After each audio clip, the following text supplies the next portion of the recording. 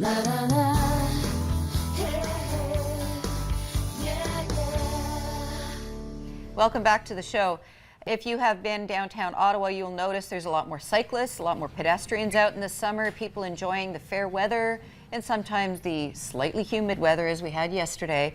And of course, that means that we have to be a little bit more careful about drivers, pedestrians, and cyclists. And there's some new legislation that we should all be aware of as well. Here to tell us a little bit more about it is David Hollingsworth, personal injury lawyer. Hi. Welcome to the show. Hi, thank you. So what changes are we seeing? Just because I think people are sort of used to doing things a certain way, and they're not always aware of what's new. Yeah, that's right. So back, I think it was last fall actually that the law was enacted, but it's really being implemented now, and it's the Making Ontario Roads Safer Act, which is fairly self-explanatory. It imposes stricter standards on drivers trying to promote safety on our roads. And so basically it covers a number of areas. Distracted driving, impaired driving, how to deal with emergency vehicles.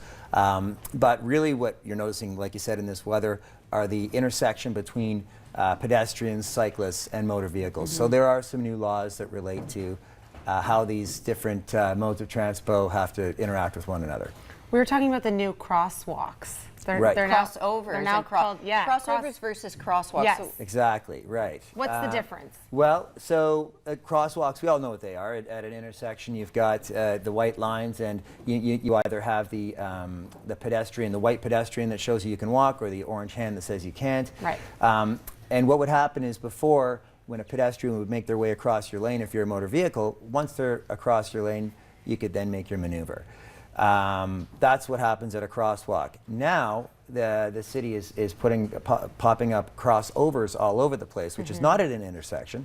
This is where you've just got a location where pedestrians can cross in the middle of the road. There are signs, there are lines. And it is their right of way. It is their, not only is it their right of way, but when, as a motor vehicle, as you approach this crossover, you have to stop, and not only do you wait till the pedestrians across your lane of traffic, you have to wait till they're all the way to the other side of the road. Really? Yeah. See, many of us who have taken our driver's tests way back when didn't have that in our tests, right? So we're kind of new to this whole So this is what crossover. they call a zebra crossing. Yeah, I guess they would call it that. They and it's so actually they used to have these way back when, maybe before Jasmine, you took driver's ed, but you know they would have the yellow crosses on the top of the road, and then there were pedestrian crossovers. We Then still see some of those around. Yeah, maybe not our city, but not as many. What they did was mostly replace those with traffic lights, and now they're going back to the crossover model. And I read on the City of Ottawa website that they're looking at implementing 60 new ones per year for the next 3 years. So like 180 of these things are going to be popping up.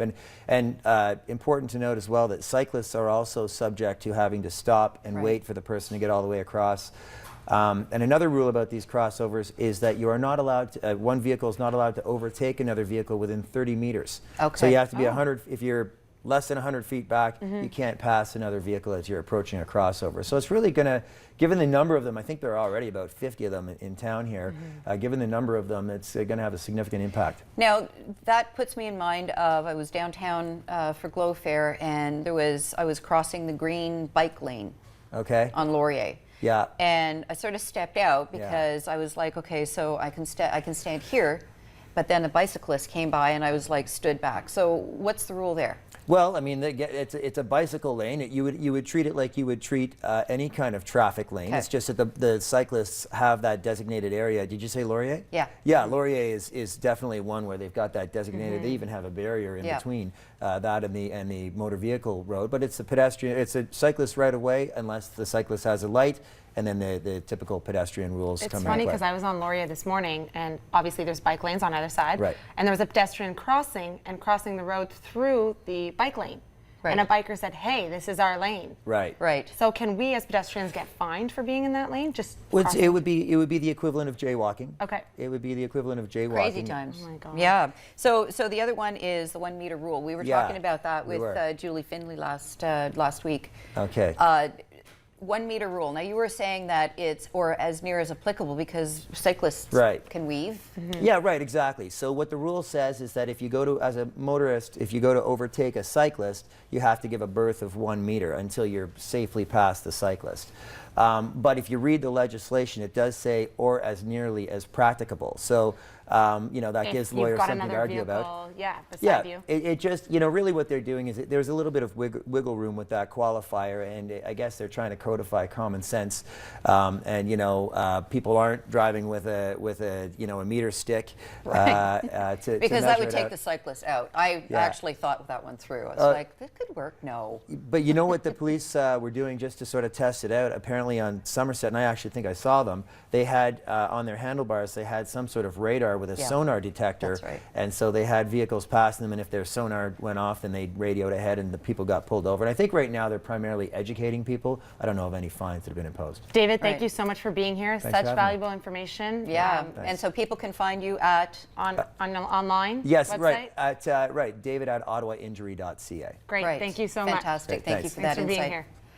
Coming up next, we have Alana Smith cooking from Mealshare, and we also have Petit Bills this Yeah. year. So stay tuned for some more on Daytime. Thank you.